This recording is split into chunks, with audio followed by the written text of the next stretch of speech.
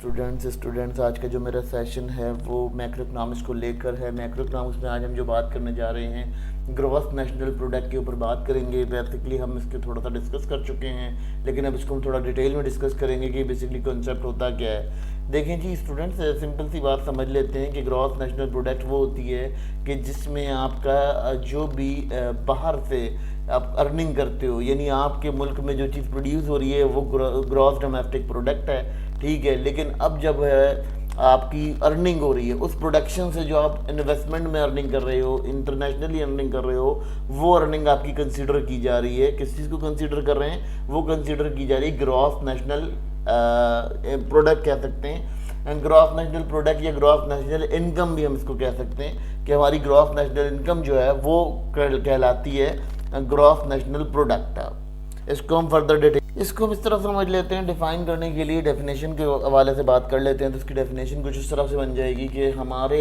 Country के अंदर जो मुल्क में लोग मौजूद हैं वो जो प्रोड्यूस करते हैं गुड्स एंड सर्विसेज, उन गुड्स एंड सर्विसेज को अगर हम अपनी ज़िंदगी में इतलाक़ करते हैं या उसको हम इस्तेमाल करते हैं जो कि हमारी फ़ॉरेन इन्वेस्टमेंट से हमारे मुल्क में बन रही हैं, उससे जो हम अर्निंग हासिल करते हैं वो अर्निंग कहलाती है हमारी ग्रॉस नेशनल प्रोडक्ट। यानी हम इसको ग्रॉस नेशनल प्रोडक्ट ऐसे कह सकते हैं कि जो हमने किसी बैरूनी इन्वेस्टमेंट से या अंदरूनी इन्वेस्टमेंट से जो चीज़ें हमने बनाई हैं या जो चीज़ें हम बना रहे हैं वो चीज़ें कहलाती हैं ग्रॉस नेशनल प्रोडक्ट।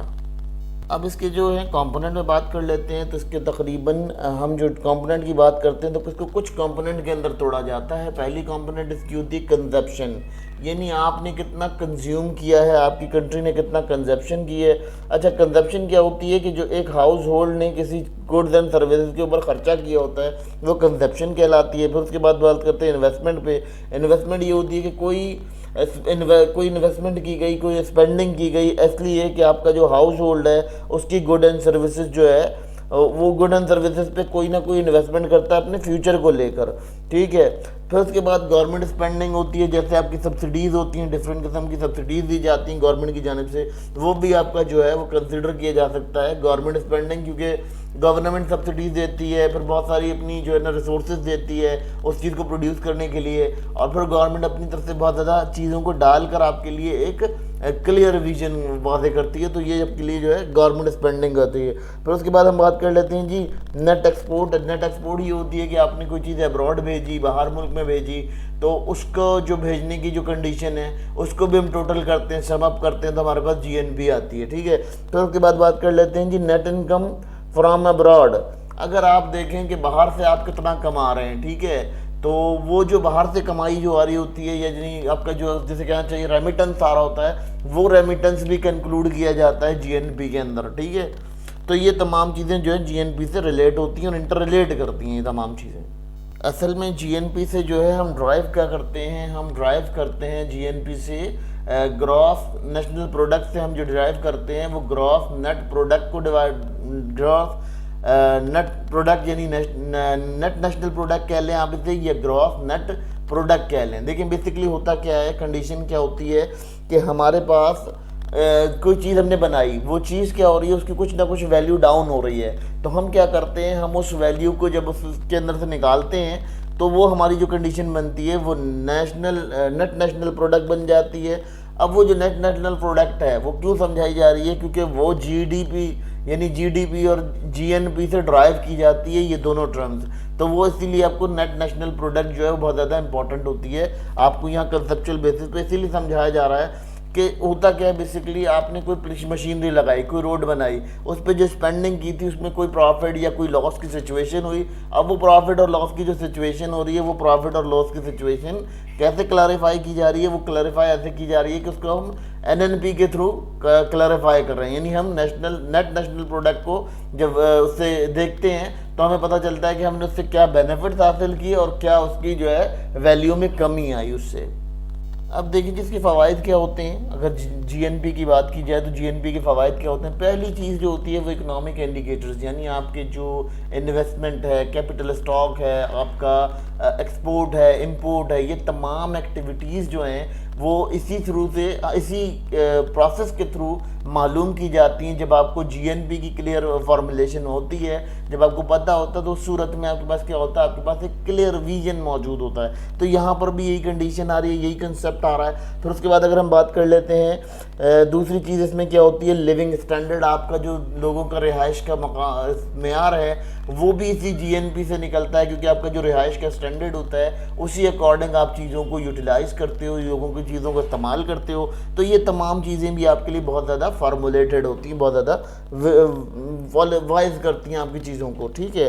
फिर अगर हम बात कर लेते हैं पॉलिसी फार्मूलेशन।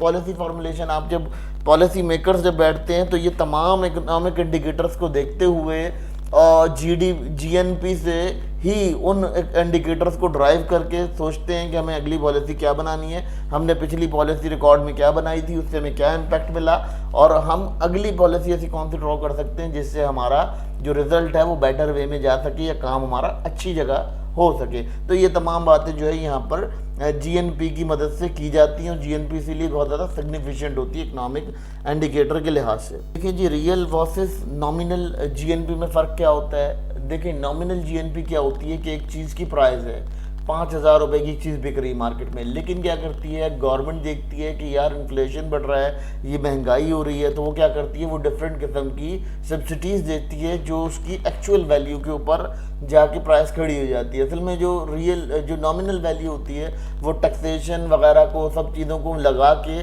फिर उसकी जो प्राइस बनती है वो प्राइस आपकी रियल वैल्यू कहलाती है, ठीक है। लेकिन जब आपका क्या होता है, जब उसमें से आप टैक्स हटा लेते हो, आप उसमें से सब्सिडीज हटा लेते हो, तमाम चीज़ें हटा लेते हो, तो आपकी रियल वैल्यू निकल आती है, जो आपको रियल वैल्यू हो, आपका प्रॉफिट दे रही होती है। जैसे लेट सपोज आपने एक चीज़ 20 रुपए की बनाई और उसे मार्केट में आप बेच रहे हैं 200 रुपए का, तो उसमें क्या होगा, उसमें तमाम टैक्सेस वगैरह की संख्या को लगाते हुए उनको हटाकर जब आप काउंट करोगे तो आपके पास रियल जीएनपी मौजूद होगी। तो रियल जीएनपी जो है वो ये कंसेप्ट है और बहुत इंपॉर्टेंट कंसेप्ट है। बेसिकली इस कंसेप्ट से आपको ये समझ में आता है कि आपका जो मुल्क है वो किस कंडीशन में जा रहा है, आप तरक्की कर रहे हो या डाउनफॉल की तरफ जा रहे हो। अच्छा, बेसिकली इसका काम एक और भी होता है कि ये इन्फ्लेशन को हैंडलिंग करने के लिए एक तरह से जैसे कहना चाहिए कि रेगुलेटर होता है, इन्फ्लेशन रेगुलेशन के ऊपर काम कर रहा होता है और इन्फ्लेशन को कंट्रोल कर रहा होता है। यहाँ बात कर लेते हैं, थोड़ा सा समझा देते हैं कि जीडीपी और जीएनपी में फ़र्क क्या होता है। देखें, जीडीपी क्या होती है, जीडीपी वो कंडीशन होती है कि जितनी भी प्रोडक्शन आपकी कंट्री में हो रही है, ठीक है,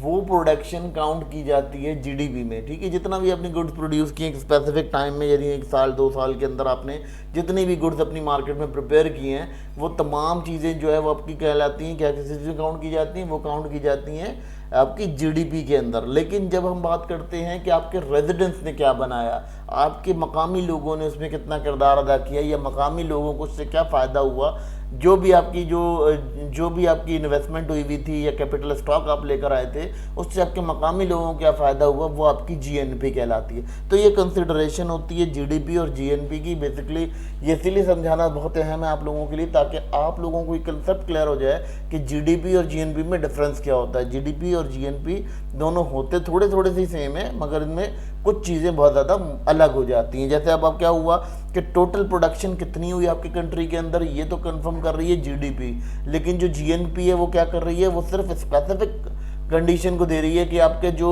लिविंग स्टैंडर्ड है उस पर क्या हालात हैं, आपके लिविंग स्टैंडर्ड कैसा है। आपका देखो, हमने सिग्निफिकेंट में भी आपको ये बताया कि वो इकोनॉमिक इंडिकेटर्स को वाइब्रेट करता है, वो उनको शो कराता है और वो उनके अकॉर्डिंग दिखाता है कि वो क्या कर रहे हैं, किस नेचर में चल। अब इसके एग्जांपल पे बात कर लेते हैं, एक एग्जांपल से समझ लेते हैं से कि एक आपका एक कंट्री है, ठीक है, एक बिजनेसमैन है, वो कंट्रीली आपके डोमेस्टिकली जो है वो 200 बिलियन अर्न करता है, ठीक है। अब वो क्या करता है, वो 50 बिलियन कहीं एक्सपोर्ट से भी अर्न कर रहा है, जो एक्सपोर्ट कर रहा है गुड्स वहाँ से 50 बिलियन अर्न कर रहा है। अब जो 50 बिलियन अर्न कर रहा है तो उसमें हो क्या रहा है बेसिकली कि वहाँ पर जब आप उसने उसकी गुड्स और सर्विसेज को भेजा तो उसमें क्या हुआ, 20 मिलियन तो आपके जो टैक्सेस थे, जो चीज़ें थी वो कट गई, ठीक है। फिर क्या हुआ, आपके पास जो बचा, जो फॉरेनर्स ने कमाया वो 30 बिलियन कमाया, ठीक है। तो जो आपका 30 बिलियन कमाया तो वो आपकी नेटवर्थ जो है वो आपकी फॉरेन इन्वेस्टमेंट में डल गई, ठीक है। और 220 वर्थ जो 220 यानी 220 बिलियन से वो आपके क्या हुए कि वो आपकी कंट्री की जीएनपी क्रिएट हुई, यानी जीएनपी कंट्री ने कितना अर्न किया कि 220 अर्न किया जो आपकी डोमेस्टिकली प्रोड्यूसर थे। देखें बेसिकली हुआ क्या कि आपने एक वर्कर लगे हुए काम कर रहे हैं, ठीक है। अब वो वर्कर्स क्या कर रहे हैं, वो वर्कर्स जो हैं प्रोडक्शन है, रेंट है, ये तमाम चीज़ें हैं। तो आपने 200 बिलियन जो है वो अपने मुल्क में ही स्पेंड किए, जबकि आपने 50 मिलियन जो है उससे बाहर भेजा। तो उससे क्या हुआ, उससे 30 मिलियन कैसे रिवर्स हुआ या 30 मिलियन को उन्हें कैसे बेनिफिट हुआ, क्योंकि उनके पास भी इसका रोजगार बढ़ा, ठीक है। तो उससे क्या हुआ, उसने आपके डोमेस्टिकल प्रोडक्ट से, जैसे लेट सपोज मैं एग्जांपल देता हूँ कि कोई अपनी गाड़ी मंगवा ली बाहर से, ठीक है। वो गाड़ी की कंपनी ने क्या किया, गाड़ी की कंपनी ने आपको गाड़ी भेज दी। अब डोमेस्टिकली उस गाड़ी की कॉस्ट जो थी वो 4 लाख रुपए थी, ठीक है। लेकिन वो पाकिस्तान अगर आई या किसी और कंट्री में आ गई, जिस भी कंट्री में आपने उसे सेंड किया, उस कंट्री के अंदर क्या हुआ कि आपने उस कंट्री के अंदर जब उसको परचेज किया या उसको खरीदा, तो आपने उस कंट्री को अपनी पास से जो है अच्छी खासी इन्वेस्टमेंट, यानी इसकी जो, जैसे लेट सपोज आपकी वो गाड़ी 20 लाख रुपए की थी, यहाँ आकर वो गाड़ी आपको पड़ती है 25 लाख रुपए की, एग्जाम्पल के तौर पे। तो अब आपने क्या किया, आपने सिर्फ 5 लाख डोमेस्टिकली अर्न किया और 20 लाख आपने फॉरेन इन्वेस्टमेंट दे दी, ठीक है। तो इसी तरह से कंडीशन यहाँ पर भी हो रही है, यही एग्जाम्पल में आपको डिक्लेयर किया जा रहा है, समझाया जा रहा है। देखिए स्टूडेंट्स, ये तमाम चीज़ें समझना इसलिए भी बहुत ज़रूरी है क्योंकि आप लोगों को ये चीज़ कंसेप्ट क्लियर होना चाहिए कि जीएनपी और जीडीपी में बेसिकली फ़र्क क्या होता है। जब हमने जीडीपी को डिस्कस कर रहे थे, जीडीपी का एक कंपोनेंट है जीएनपी। हम जीडीपी को भी फर्दर डिटेल डिस्कस करेंगे क्योंकि वो भी एक थोड़ा इंपॉर्टेंट टॉपिक है। लेकिन बीइंग इकोनॉमिस्ट आपको ये तमाम चीज़ें बहुत ज़्यादा क्लियर होनी चाहिए, आपका विजन क्लियर होना चाहिए इनके ऊपर, और आपकी ग्रिप होनी चाहिए इनके ऊपर, क्योंकि आपको ही एनालिसिस करना है इन तमाम चीज़ों का जिनको आप यहाँ देख रहे हो। तो ये तमाम चीज़ें आपके लिए क्या कर रही हैं, आपके लिए बहुत ज़्यादा रिजल्ट ओरिएंटेड होंगी जब आप लोग बीइंग इकोनॉमिस्ट या बीइंग ए वर्कर आप अपनी खदमात दे रहे होगी, जब आप सर्विसेज प्रोवाइड करोगे बीइंग इकोनॉमिस्ट, तो आपके लिए वहाँ पर बहुत ज़्यादा काम करेंगी क्योंकि कैलकुलेटेड वर्जन्स होते हैं, इसीलिए ये आपको वहाँ पर बहुत ज़्यादा काम देंगे। क्योंकि देखिए बहुत सारे लोग ऐसे होते हैं जो बहुत सारी इकोनॉमिकल डिस्कशन, मतलब इकोनॉमिकल स्टडीज़ करने के बाद भी वो जॉबलेस या उनकी जो रूटीन होती है वो बहुत ज़्यादा गुड नहीं हो पाती। वो इसीलिए नहीं हो पाती क्योंकि वो लोग उसको स्टडी इस तरह से नहीं कर पाते, क्योंकि वो काउंट नहीं कर पाते, चीज़ों को कैलकुलेट नहीं कर पाते, उनकी कैलकुलेशंस वीक होती हैं। तो ये तमाम चीज़ें जो हैं ये छोटी छोटी टर्म्स हैं, मगर ये बहुत ज़्यादा आपको सपोर्ट देती हैं, बहुत ज़्यादा सपोर्ट करती हैं।